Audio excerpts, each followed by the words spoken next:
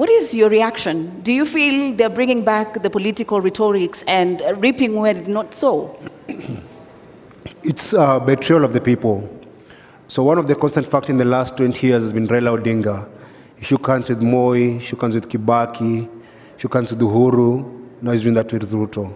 But every time he does that, he betrays everyone who was involved in the movement. I covered post-election violence in 2007, and the victims were never compensated.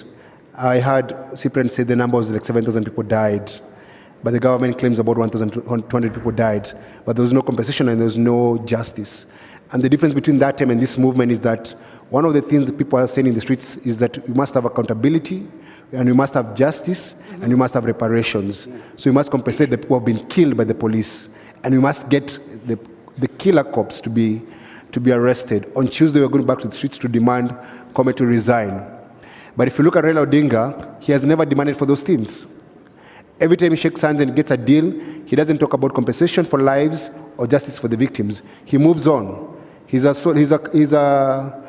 mercenary, actually. Basically, that's what Raila has become over the years. So yesterday I was in a space with his son, and I told him, go and tell your father not to betray his grandkids. Because basically the guys in the streets are actually his grandkids. I can be Raila Odinga's son because I'm the same age with Raila Jr. But the people who are protesting and leading this protest are 18, 19-year-old, 20-year-old kids. And they're saying, we got this. So I'm just telling the politicians, lay off these demonstrations and protests, let these people articulate their own issues. And the thing about dialogue, how do you go dialogue with politicians and it's the kids in the streets? And all they're asking for is the upholding of the Constitution. There's no new ask by these young kids. They're not saying that start new laws. No, they're saying the existing laws work. Implement the Constitution fully. That's where the fight is at. So our ask for everyone who is here and people who can talk to Raila Odinga and online and offline is tell him not to make this movement a barrier issue this weekend. Because what politicians do over the weekend, they go to churches and burials and try to set the agenda of the week. And what they're trying to do, when they do that, they're deflecting young people and make them keep off. Because the reason why they're in the streets, they're saying they're tribeless, they're partyless, and they're leaderless. But the moment someone's trying to insert themselves as their leader, you just spoil everything.